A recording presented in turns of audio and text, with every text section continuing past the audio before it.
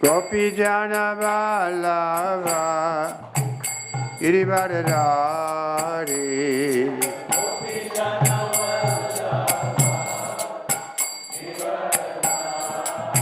Yashoda Nandana Vajjana Ranjana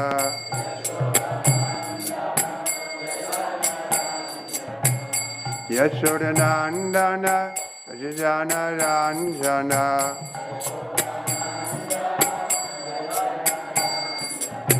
Yamuna Tira Ganachari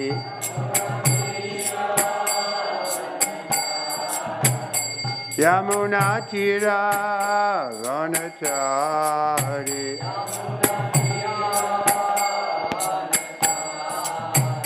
Jaya Radha Madhava Kunja Vihari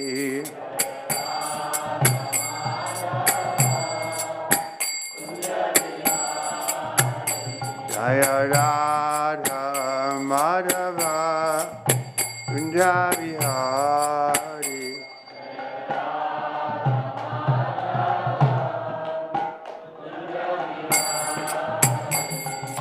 Gopijana Vallabha Girivaradhari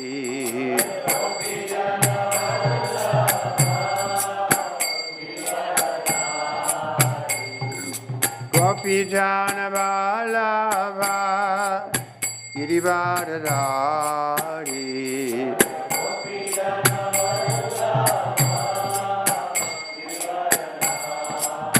Yashoda Nandana Vajjana Ranjana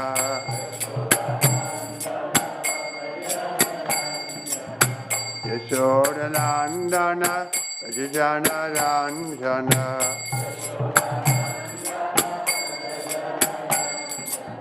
Yamuna Tira Ganachari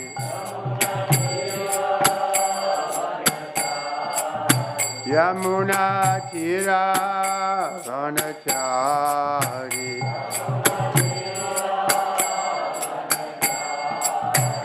Jaya Radha Madhava Kunja Vihari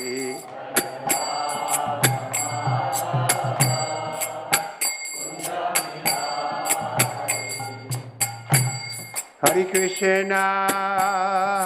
Krishna, Krishna Krishna, Hare Hare, Hare Rama, Rama Rama, Hare Hare.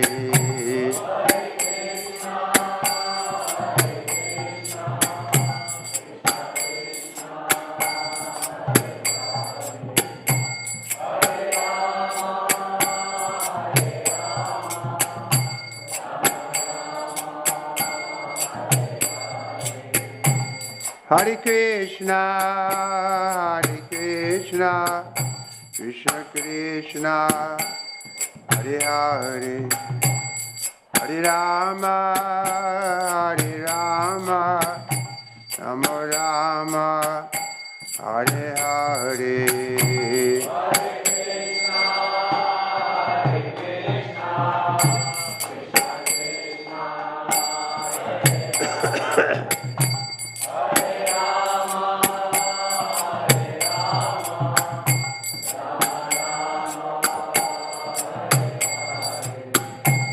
Hare Krishna, Krishna Krishna, Hare Hare, Hare Rama, Rama Rama, Hare Hare.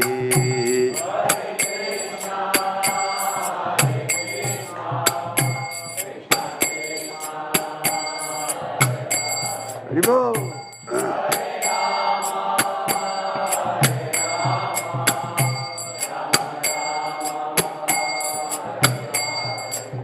Hare Krishna, Krishna, Hare Hare, Hare Rama, Hare Rama, Rama Rama, Hare Hare.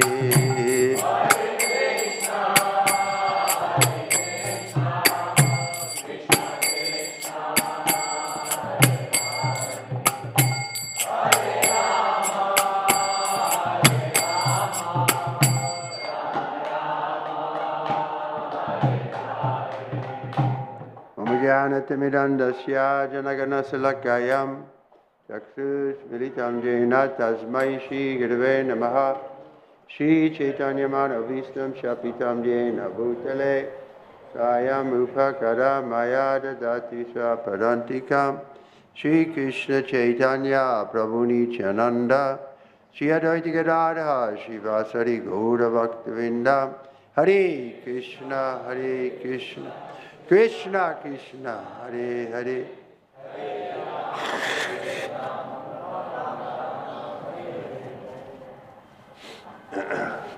We want to hear about Srila Prabhupada, but we want to hear about the Pandavas too, which Srila Prabhupada has written about. Here he's describing how they are leaving their body. Text 32, right?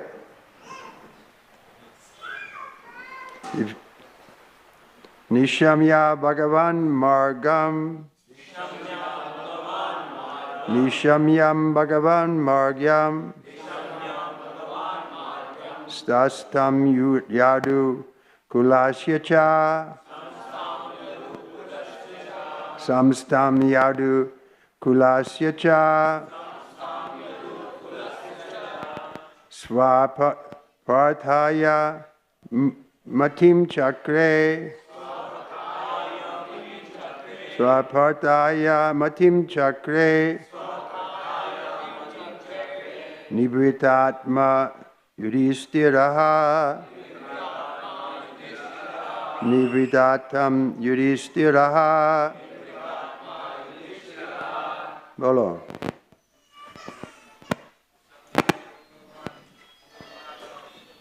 Yam Bhagavan Yam Saryam Yudhakasya Saryam Nakin Chakre Yudhishasam Yudhishthira Nishamya Bhagavan Margam Samstam Yadu Kalasya Cha Swapataya Matim Chakre Nivata. I asked you to do that. It was okay.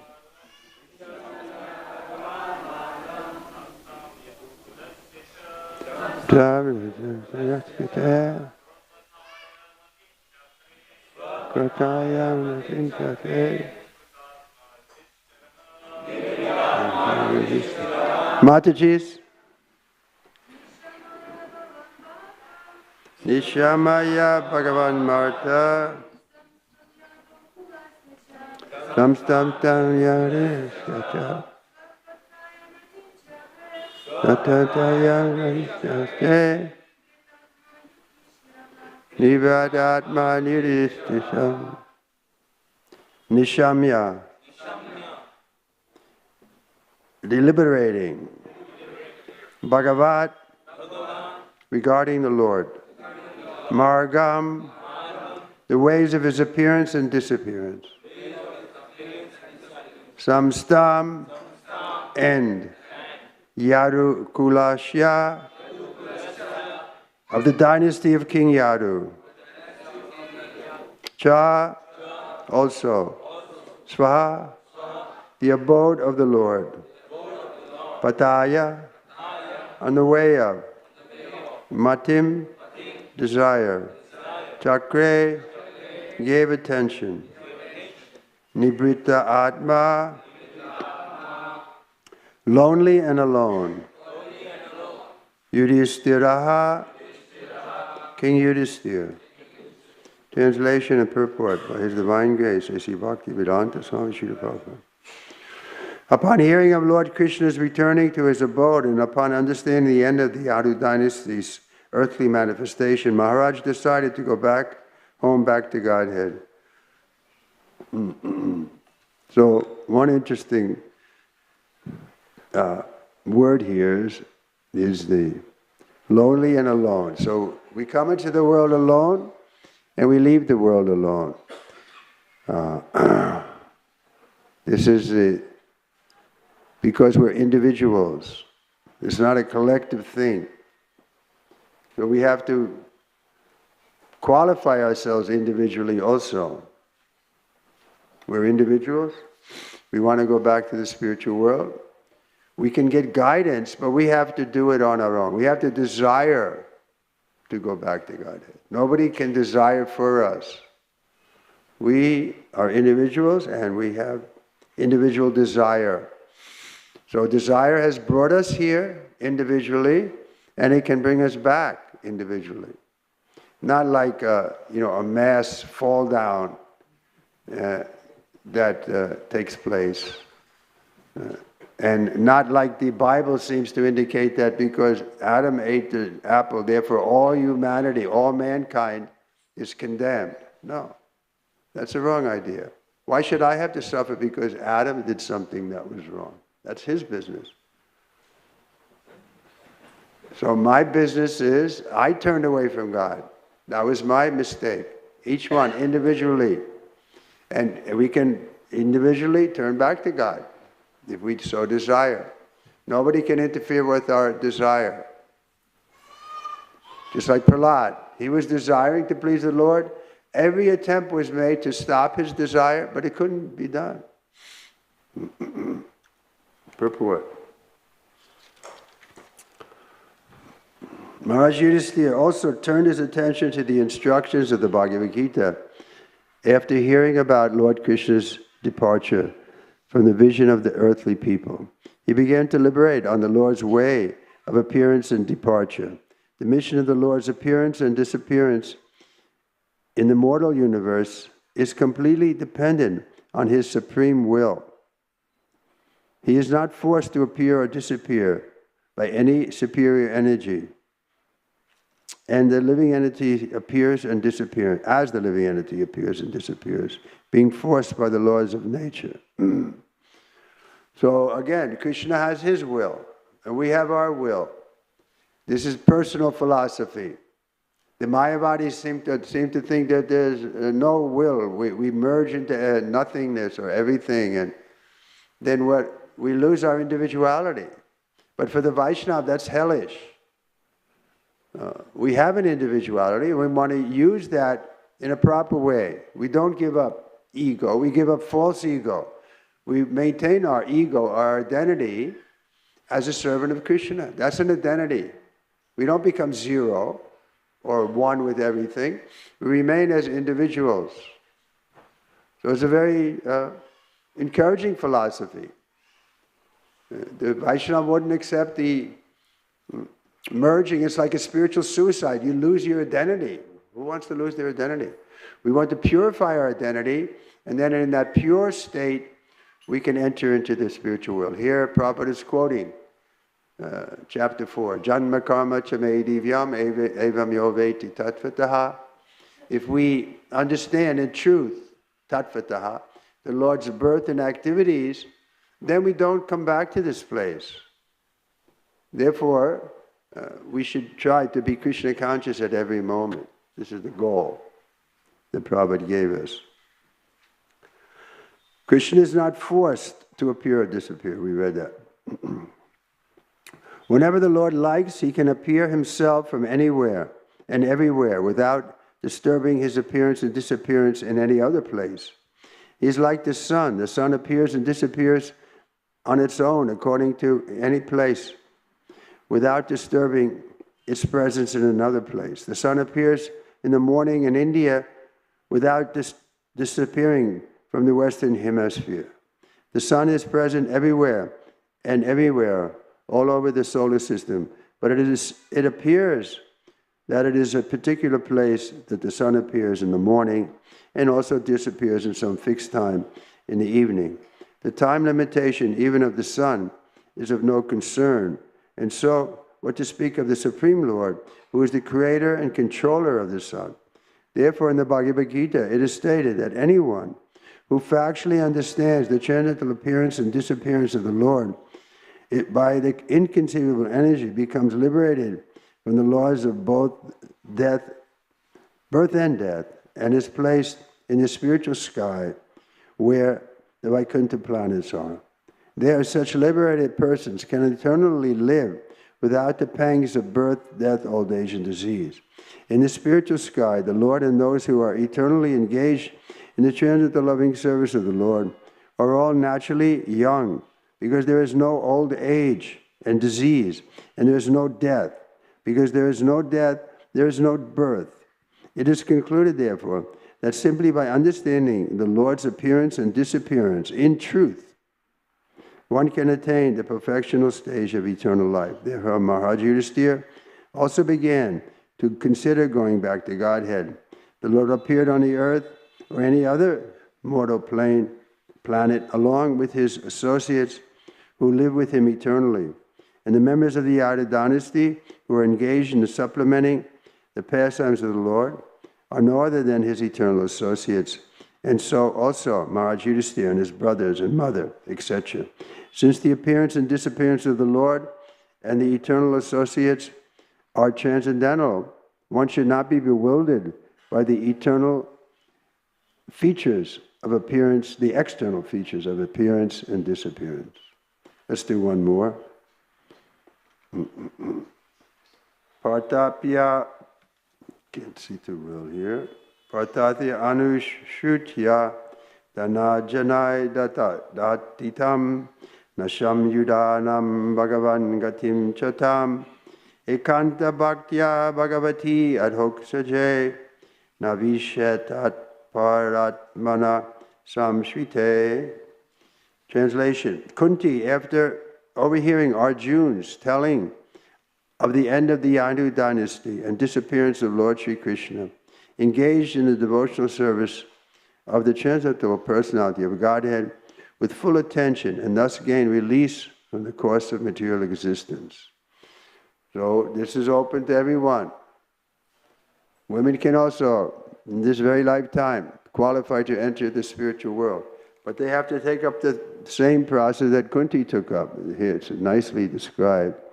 Ekanta means one-pointed. Ekanta bhaktya bhagavati adhoksaja. A one-pointed devotion to the Lord who is adhoksaja. Or what does that mean? Transcendental? Adhoksaja. Yes, transcendental. So this is the goal. One-pointed.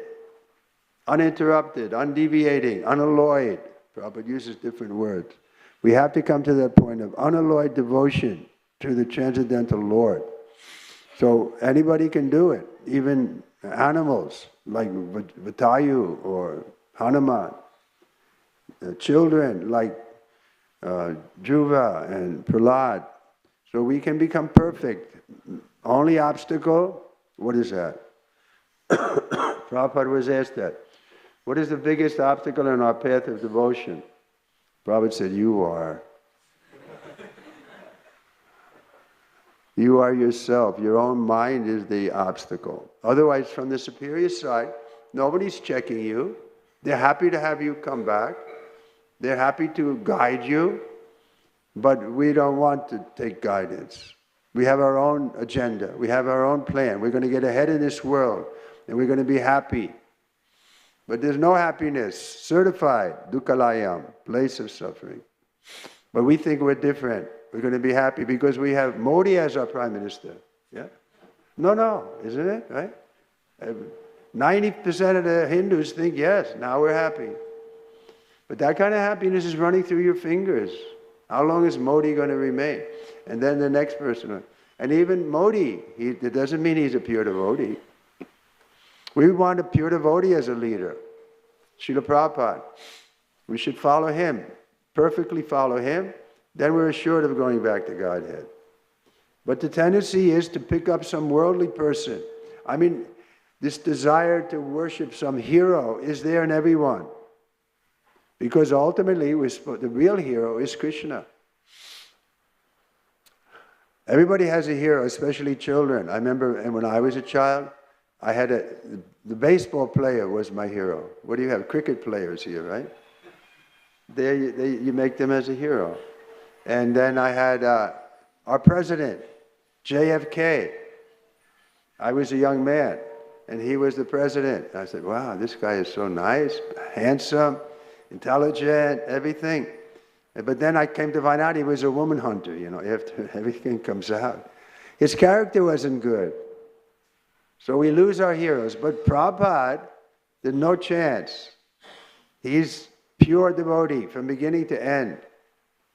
I was a little cynical when I first came. I saw the devotees had a picture of Prabhupada and they were worshiping it. And I was thinking, boy, my mother told me never to worship a human being. Why do they worship? Can we get this? Thank you. If we...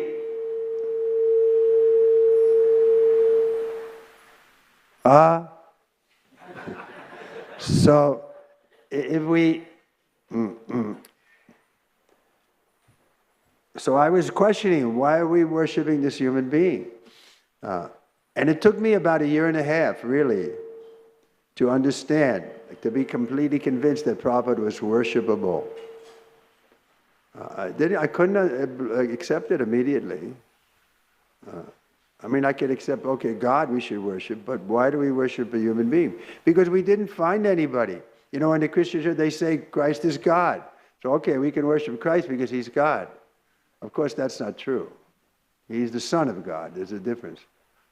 Prabhupada used to say about Lord Jesus that He's the obedient Son of God, but the rest of us are disobedient. So this is the goal. We want to become obedient to God. Then we can come to the same level as Christ. But the Christians couldn't do that, so they made Him God.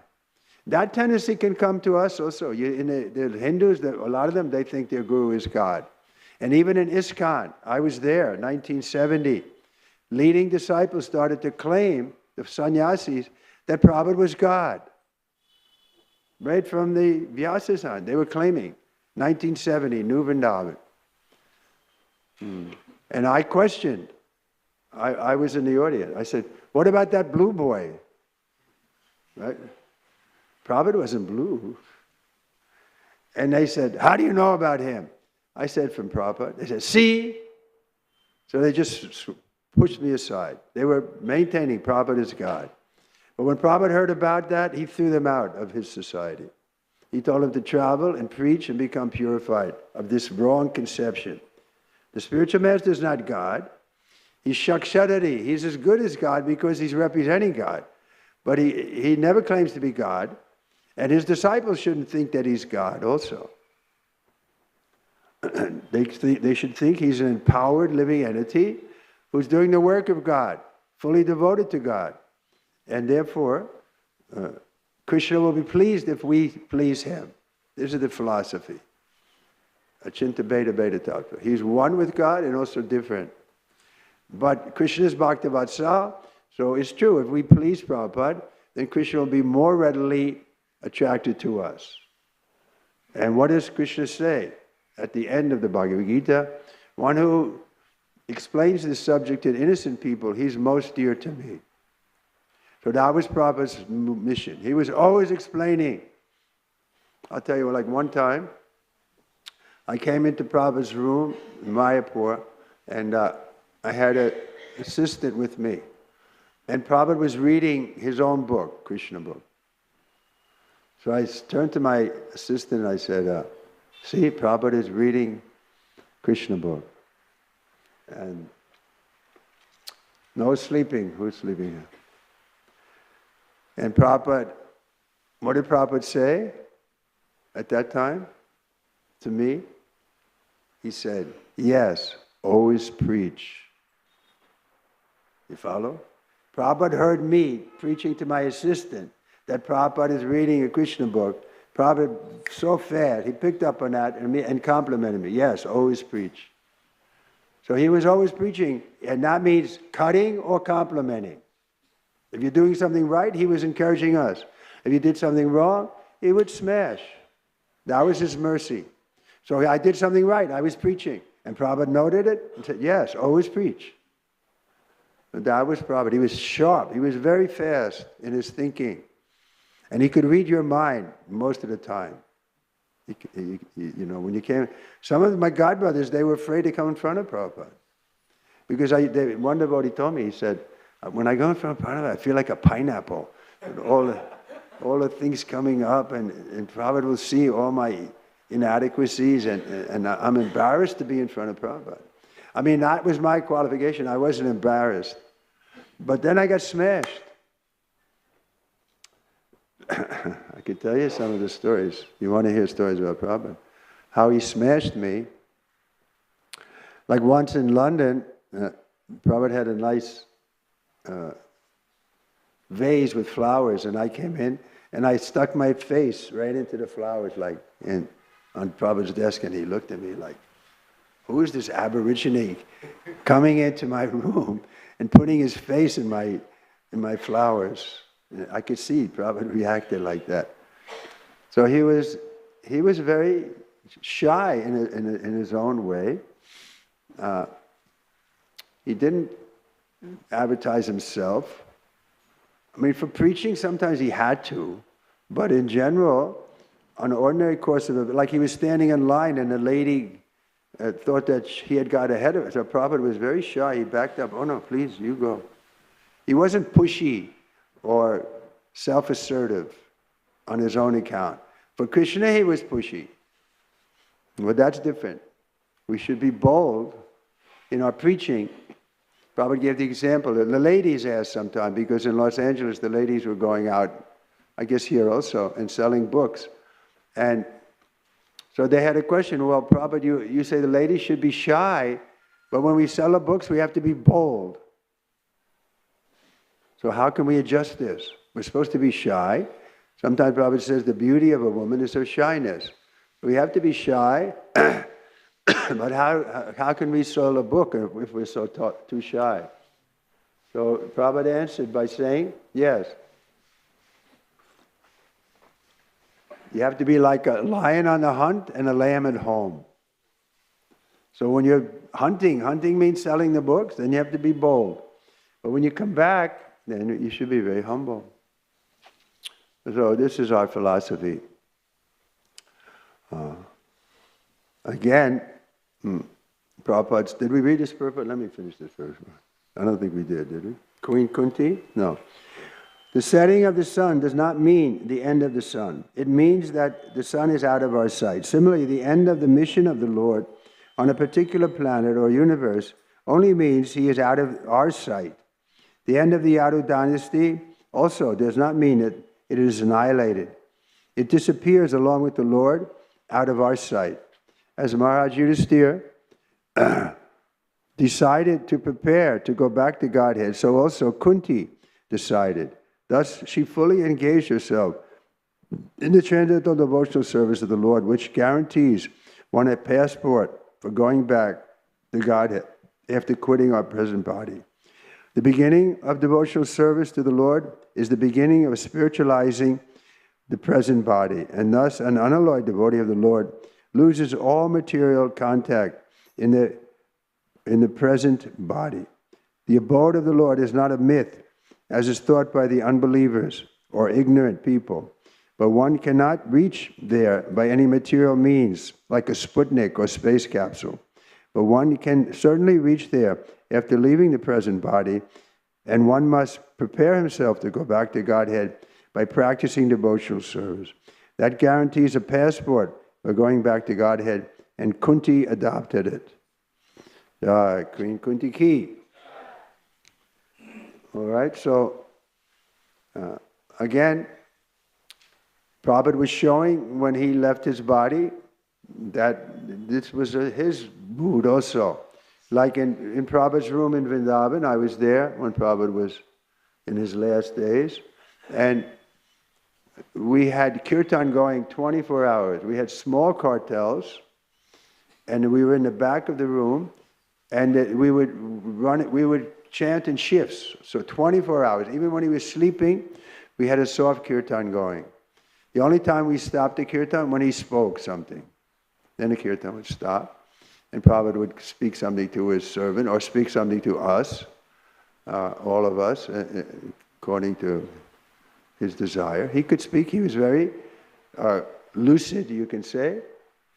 Like if we sang it, or we were sometimes introducing the kirtan by reciting Srimad Bhagavatam. So he was very aware of what we were doing. And sometimes he was correcting us, sometimes chastising us. The one leading devotee, well, what happened was Prabhupada said, why more devotees are not here? And then the answer was, Prabhupada, well, many of them went back to their preaching field because they want to keep the book distribution going and so on. So Prabhupada wasn't so happy with that. He wanted more devotees to be with him in those last days. And then he called us all in and he was asking, why you're not here? And one devotee said, well, I had to go to Calcutta, Srila Prabhupada. Prabhupada said, that's okay, but even when you're here, means in Vrindavan, you're not here in my room. He wanted us to come regularly into his room. And so I was fortunate because I was assigned to chant, so I was there regularly in Prabhupada's room. And he did, he encouraged me sometimes, and I'll tell you one story, near the very end, I got sick, like I have a little sickness now. Only this was worse. So I thought I shouldn't go in Prabhupada's room in this condition. And so I didn't go for a few days. And then when I came back, Prabhupada recognized my voice and he said, oh, you're here. And then he started speaking like from the Mahabhagavat platform. He said, I'm simply a disturbance to you young boys that you have to stay here with me. So it made me feel like crying, that Prabhupada was taking that kind of position, that he was a trouble for us. And I remember thinking, where else would I go? How can I wouldn't think of leaving. My spiritual master is in this condition, how can I leave? So then after speaking like that for a while, Prabhupada called, he said, call all the other devotees. So I went and called the secretary, Tamal, and others, Bhakti Trivikram Maharaj, and Bhavananda was there, and many devotees who were there, we came in, filled up Prabhupada's room. Then he started speaking again, I'm simply a botheration, so I want to leave this room. I don't want to stay here. I want to go out. And so they organized, Gopinath Swami and he asked me, Gopinath Swami asked me to go with him to bring the bullock's cart from Mathura for Prabhupada. And we did that, but he never used it. The reason he didn't use it, I was there when that happened, because Prabhupada had one godbrother who was very close with, Krishnadas Babaji. So he was in Prabhupada's room. And I was there. He was sitting on Prabhupada's bed. I don't know if you know Krishnadas Babaji. He's a very light kind of a person, and he's a shorter person. And so Prabhupada called. He was sitting there with him, and then Bhakti Churu and Bhavananda came into Prabhupada's room, and they were distraught somewhat. And they said, Prabhupada said, what is it? And Bhakti Churu Maharaj said, Prabhupada, Tamal Krishna Maharaj is very upset that you're going on the bullock's cart. He thinks it's very dangerous, and the Kaviraj also thinks it's not a good idea. You go out on a bullock's cart, it'll be difficult, you'll be bouncing and so on. But Prabhupada was giving arguments, no, we'll have a mattress and it's not a problem. But at this time, then Prabhupada was influenced. He said, no, I didn't want that this should happen. Tamal was very close to Prabhupada, that's a fact. And so he came, he said, I didn't want this to happen. So then he turned to Babaji, who was sitting with him. He said, see how much they love me. So he was accepting being guided by his disciples. Sometimes there's a, hypothesis that Tamal forced Prabhupada not to go. It's not like that.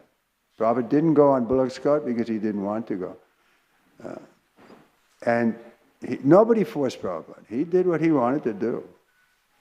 Tamal also got chastised by him. In my presence, Prabhupada chastised him. So it was no idea that there was a clique of disciples who were controlling Prabhupada. It wasn't true.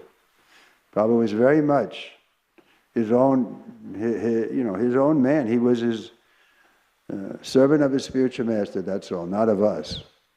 And he decided to go or not to go. That was his choice. So he decided not to go. And then, of course, a few days later, he did leave his body. But he was never forced by anybody. Okay, any more? That's the last remembrance I have of Prabhupada. Otherwise, you want to read more? You can read my book. I just finished the book about all my exchange with Prabhupada. I don't want to tell too many of them because then you might not buy the book. So next time I come, I'll have some copies of my book. Srimad Bhagavatam ki, Sri Prabhupada ki. Unless there's a question.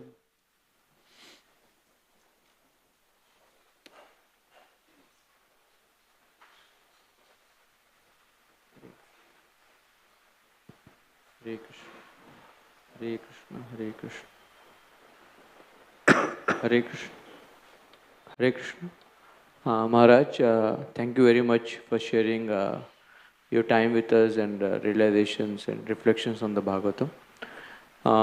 In the times that you had joined, like 1971, you took sannyas, and since then, very steadily going on in spite of all the ups and downs that ISKCON has faced, devotees have faced.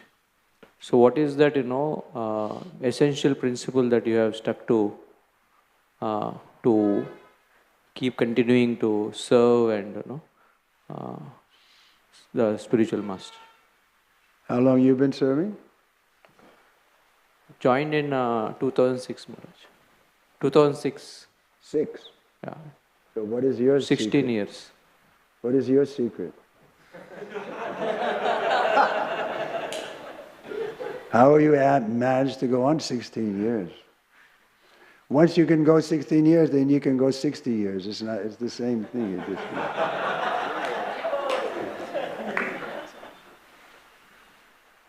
You get a higher taste, and then this becomes your family. You don't think how I can give it up. It doesn't come into your head that you could give up your connection with your Guru and Krishna. So it's not so difficult. Once you get a higher taste, where else will I go to find a kirtan? Kirtan gives us life. Kirtan is so inspiring. So what I should go to? TM people or something? And do some meditation? Silent meditation? No.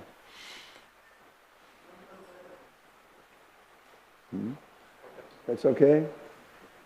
Next question. Okay, we'll stop here. Srimad Bhagavatam ki. Srila Prabhupada ki. Ekadasi Vrat ki.